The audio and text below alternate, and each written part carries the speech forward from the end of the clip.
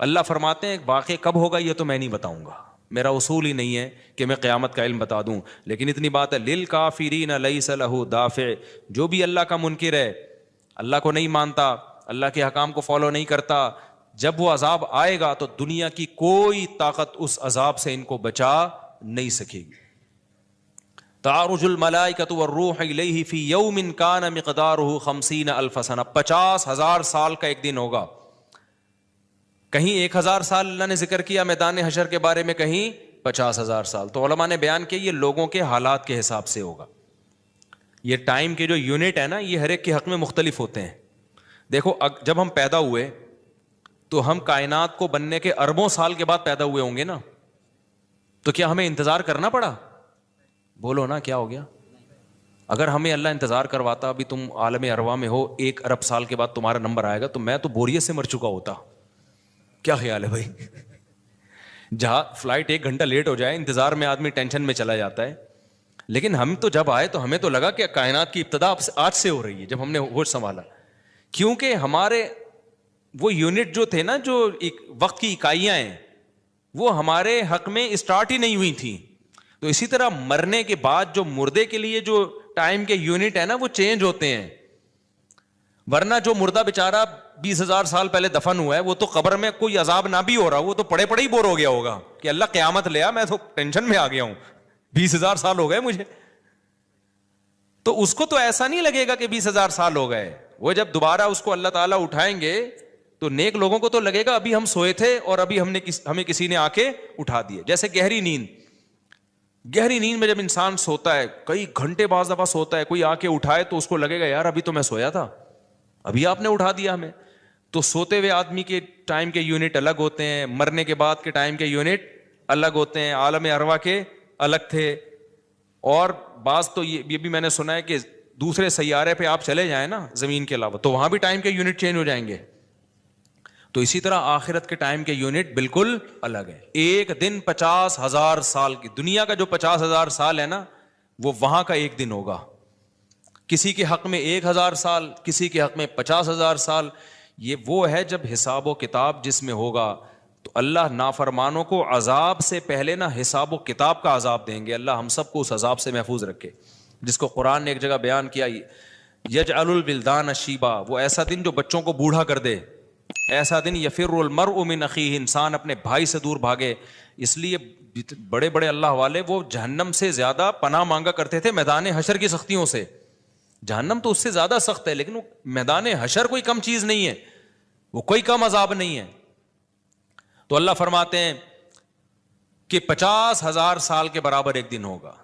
فاصبر صبرا جمیلا انہم یرونہ بعیدا، جب مشرک بار بار کہتے بھائی چھوڑو ابھی لے آؤ نا، ابھی لے آؤ، تو نبی صلی اللہ علیہ وسلم کو پریشانی ہوتی کہ بھئی اللہ وقت بتاتا کیوں نہیں ہے، بتا دے تاکہ میری جان چھوڑیں یہ لوگ۔ تو اللہ نے پیغمبر صلی اللہ علیہ وسلم کو تسلی دی، فاصبر صبرا جمیلا، اے نبی آپ صبر جمیل کریں۔ صبر جمیل وہ صبر ہے جس میں ذرا بھی شکایت نہ ہو۔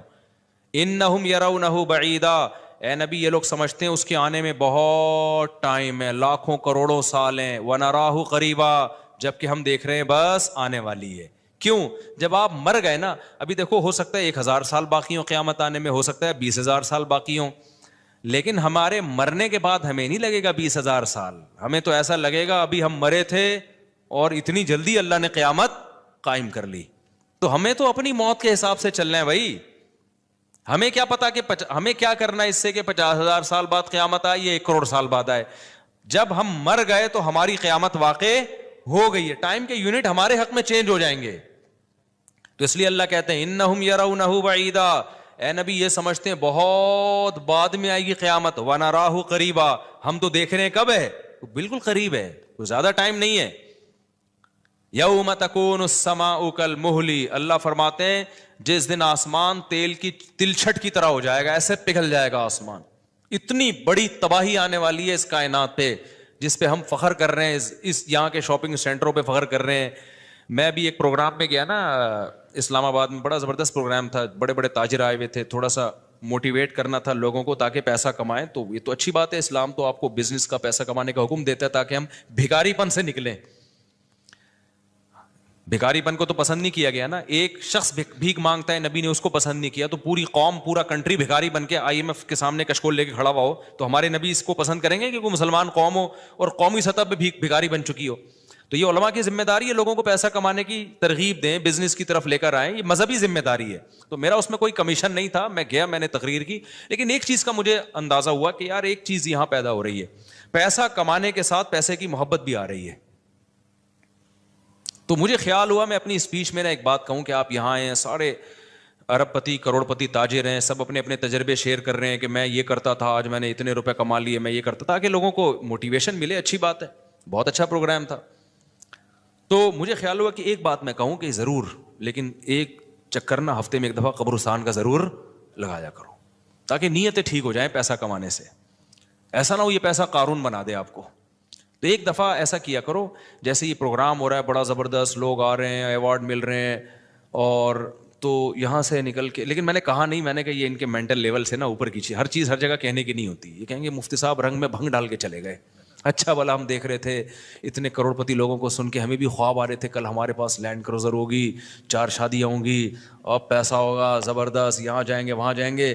یہ مولوی نے آ کے یہاں بھی کیا کر دیا, قبرستان کی باتیں شروع کر دیں. تو وہ مناسب نہیں تھا, لیکن دل چاہ رہا تھا کہ میں ان سے کہوں اگلا پروگرام وہ بول دوں گا کہ بہت زبردست پیسہ کمائیں, ایک دفعہ جا کے قبر میں جو آپ سے پہلا کما کے چلے گئے ہیں نا پہلے کما کے, یہ یوٹیوبرس تو یہاں آ رہے ہیں اپنا ایکسپیرینس شیئر کر رہے ہیں, میں ایسا کانٹینٹ بناتا ہوں اور میں ایسے محنت کرتا ہوں. اچھی بات ہے, مجھے بڑی خوشی ہو رہی تھی, تھوڑی سی امیدیں ہوئیں کہ شاید پاکستان اب شاید اچھی سمت میں جانا شروع ہو جائے. تو مجھے ان پہ وہ کوئی نہیں, وہ تو بہت اچھا کر رہے تھے, بلکہ یہ تو ایک ظرف کے بڑے ہونے کی بات ہے کہ آپ بتائیں کہ میں نے پیسہ ایسا کمایا, ورنہ لوگ بتاتے ہیں کہاں ہیں. مجھے ان یوٹیوبرز میں خوشی ہو رہی تھی, وہ بتا رہے تھے ہم نے یہ کانٹینٹ بنایا, ہم نے ایسے چینل بنایا, اتنے پیسے کمائے. تو اچھی بات ہے, شیئر کرو یار, تاکہ لوگوں کی غربت ختم ہو, وہ بھی کریں یہ کام. لیکن ساتھ ساتھ ایک بات, یہ پیسہ آپ کو سلیمان علیہ السلام جیسا بھی بنا سکتا ہے, اور قارون اور فرعون جیسا بھی, ابو بکر عثمان جیسا بھی بنا سکتا ہے, اور ابو جہل جیسا بھی بنا سکتا ہے. کیا خیال ہے, یہ سارے پیسے والے لوگ تھے نا. تو آپ پیسہ کما کے سلیمان علیہ السلام جیسے شکر گزار بن جاؤ, عثمان ابن عفان جیسے غنی بن جاؤ, عبد الرحمن بن عوف جیسے بن جاؤ. اس کے لیے ضروری ہے کہ ہفتے میں ایک دفعہ قبرستان کا وزٹ اپنے خرچے پہ کر لیا کریں, اور ایسے ہی نہیں گزرتے ہوئے, وہاں جا کے کھڑے ہو کے قبروں پہ دیکھا کریں کہ میں جتنا بھی بڑا بن جاؤں, میرے یوٹیوب پہ چینل پہ 10 ملین بھی سبسکرائبر آ جائیں, لیٹنا میں نے کہا ہے تھوڑے دنوں میں جا کے بھائی اس قبر کے اندر.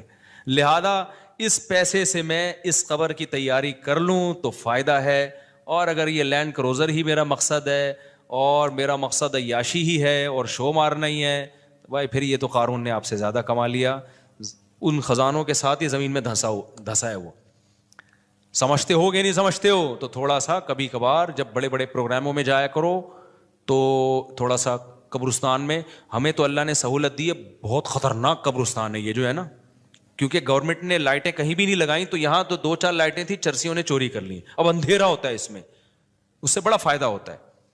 اور جن بھوت بھی لوگوں کو نظر ہوتے نہیں ہیں جن یہاں پر, لیکن لوگوں کو نظر آ رہے ہوتے ہیں, ڈرے ہوئے جا رہے ہوتے ہیں نا. سرکٹا ایک دن نظر آیا کسی کو, بعد میں پتا چلا وہ کم بخت وہ نہیں سویٹر نا یہاں تک اس نے کیا ہوا تھا, سر ہی نہیں تھا اس کا.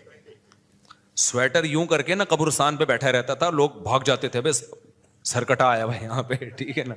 تو آپ یہ جو ہمیں اللہ نے بڑی سہولت دی ہے, کبھی کبھار ایسا کیا کرو, یہاں چلے جاؤ. رات کے وقت جاؤ گے تو جیسے آپ نے انرجی اپنی خرچ کرنی ہے نا, تو کہتے ہیں ڈاکٹر 1 گھنٹے کی واکنگ سے 15 منٹ کی جاگنگ بہتر ہے. 15 منٹ کی جاگنگ میں اتنی انرجی لگ جائے گی جو 1 گھنٹے کی واکنگ میں نہیں ہوگی. تو دن میں قبرستان 100 دفعہ جانے سے بہتر ہے رات میں 2:30 بجے 1 دفعہ چلے جاؤ. بس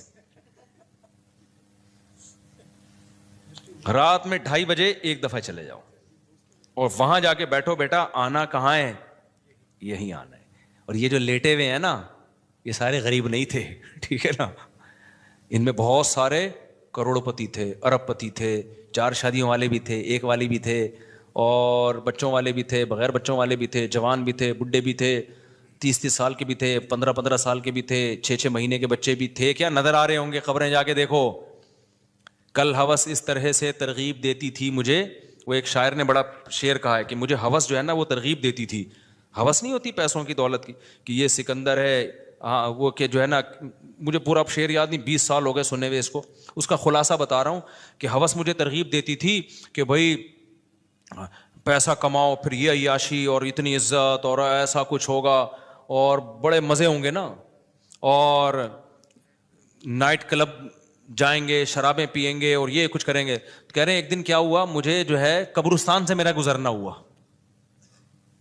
تو مجھے جو ہے نا میری ہوس نے جو ہے نا مجھے 2-4 قبریں دکھائیں اور کہا یہ سکندر ہے, یہ دارا ہے, یہ کیکاؤس ہے.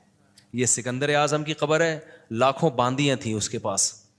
آپ تو 2-4 گرل فرینڈ پہ فخر کر رہے ہو, گرل فرینڈ نہیں لاکھوں باندیاں. گرل فرینڈ آپ کے تابع نہیں ہوتی, باندی تو جیسے آپ بولو گے بھائی جو کام آپ اس کے ذمہ لگاؤ گے وہ بھاگ نہیں سکتی, نوکر ہے آپ کی.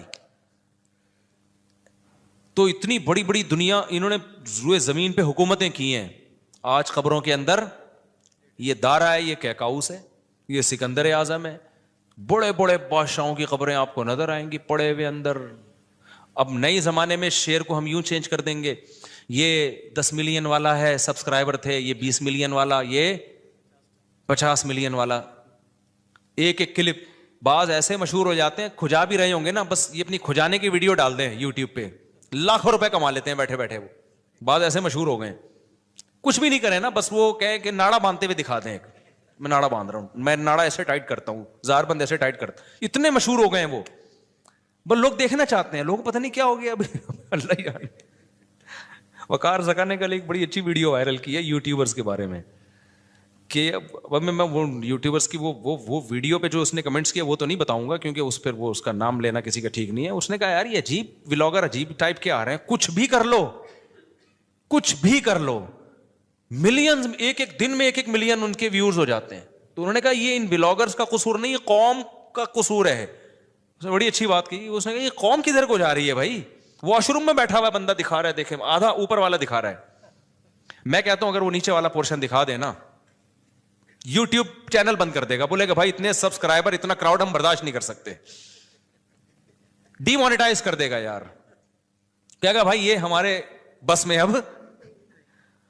تو لوگوں کی نیچر دیکھو یار, کچھ بھی جو مشہور ہو جاتے ہیں, ایک دفعہ مشہور ہو گئے نا, بس اب کچھ بھی کریں گے. گالی دے رہے ہیں, وہ ویڈیو آ گئی, کھجا رہے ہیں, لوگ دیکھ رہے ہیں کیسے کھجاتے ہیں یہ, تو لوگ عجیب ہیں. بہرحال جو ہو رہا ہے میں تو مارکیٹ میں وہی بتاؤں گا نا آپ کو. تو اب جو سوشل میڈیا سے وابستہ لوگ ہیں جن کے ٹک ٹاک پہ چینل, یوٹیوب پہ چینل, ان کے یہاں کامیابی کیا ہے, 4 ملین ہو گئے, 10 ملین ہو گئے, 50 ملین ہو گئے. وہ کہ تو ایک ویڈیو اتنی محنت سے بناتا ہے, 4 آدمی تجھے ملتے نہیں ہیں, اور میں کھجاتا بھی ہوں نا سر کو, تو اتنے ویوز آ جاتے ہیں. تو کل یہ شعر چینج ہوگا, یہ سکندر ہے, یہ دارا قبروں میں نا, تو کہیں گے یہ 10 ملین والا ہے, یہ 20 ملین والا. یہ ناڑا باندھتے ہوئے ایک دفعہ ویڈیو ڈالی تھی اس نے, اور 20 ملین ایسے ہو گئے تھے. تو یہ سب آئے گا مارکیٹ میں. تو اس لیے میرا دل چاہتا ہے کہ میں ان لوگوں سے, میرا اس پروگرام میں دل چاہ رہا تھا ایک دفعہ بولوں کہ آپ تمام حضرات سے گزارش ہے, بہت اچھا پروگرام ہے, اور اللہ کرے اور پیسہ آئے اور یہ لوگ اپنے تجربوں کو شیئر کریں, لیکن کائنڈلی تھوڑا سا قبرستان بھی, ہمارے نبی نے پیسہ کمانے کی ترغیب دی ہے, ساتھ ساتھ قبرستان جانے کی بھی ترغیب دی ہے. صحیح بخاری کی حدیث ہے, کنت نہیتکم عن زیارت القبور فزوروها فانها تذکر الاخرہ. نبی نے فرمایا میں نے تمہیں قبرستان جانے سے منع کیا تھا کیونکہ بدعتیں ہو رہی تھیں, شرک پھیل رہا تھا, لیکن اب توحید قائم ہو گئی ہے, شرک کا خطرہ ختم ہو گیا.